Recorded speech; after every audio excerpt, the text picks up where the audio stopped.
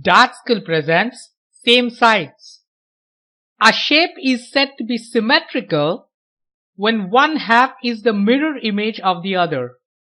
The mirror is called the line of symmetry. In other words, the line of symmetry cuts or divides the shape into two identical or congruent halves. Consider a square. Try to think of a line that would cut the square into two equal halves so that the line acts like a mirror. So it could be this line, or even this,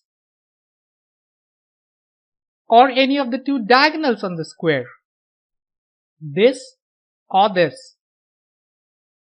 If you look at each one of these four lines one at a time, you would come to realize that the line cuts the square into two equal pieces, and the line actually acts like a mirror. And therefore, we say a square has got four lines of symmetry. Consider a rectangle now. The lines of symmetry on a rectangle is this one, because we have two identical pieces on both sides, and this actually acts as a mirror, and this one, but not a diagonal, because if you want to make this diagonal a mirror, you got to have the same thing, the same distance on the other side of the mirror. So if we were to call this A, B, C, D, this rectangle, the image of this point B on the other side of the mirror should have been somewhere over here, but we don't see anything over there. Similarly, the image of this point D should have been somewhere over here, but we don't see the image of this point D. We don't see a vertex over here. In case of a square, we do. The image of this point is this point, and the image of this point is this point, if we were to consider this diagonal as the mirror. So, a rectangle has got two lines of symmetry, unlike a square that has got four lines of symmetry. Similarly, an equilateral triangle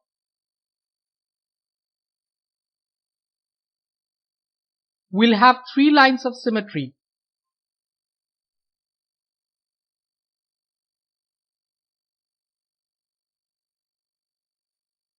Whereas an isosceles triangle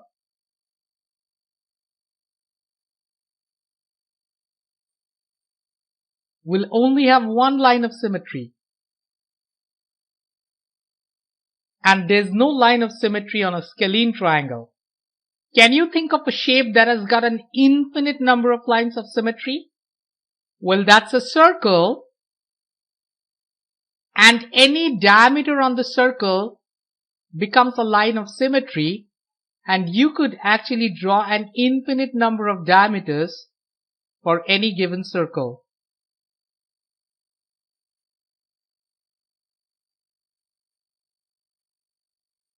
So we say a circle has got an infinite number of lines of symmetry. If you think about the letter A in the English alphabet,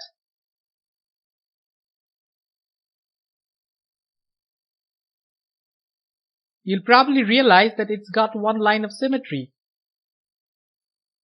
Similarly, the letter E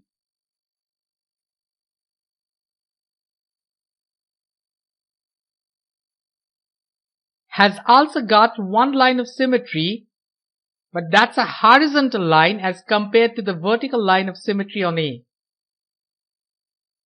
And the letter I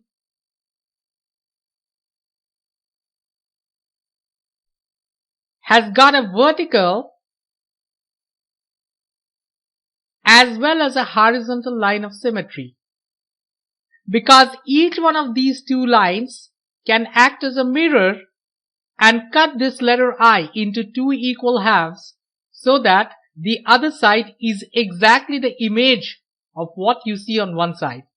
And of course, the letter O, being a perfect circle, has got an infinite number of lines of symmetry. Talking about a circle, there's also another type of symmetry called rotational symmetry that you want to know about.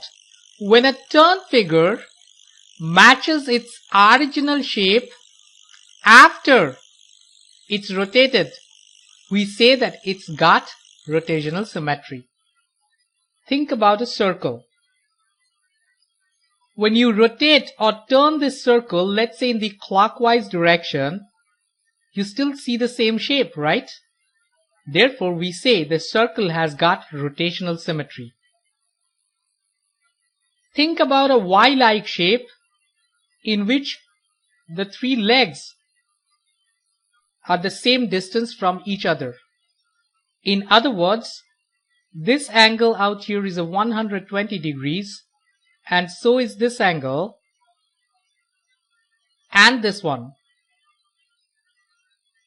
so that the whole circle is 360 degrees. Imagine holding two of these arms and rotating the whole shape about this point at the center, either in the clockwise or in the counterclockwise direction.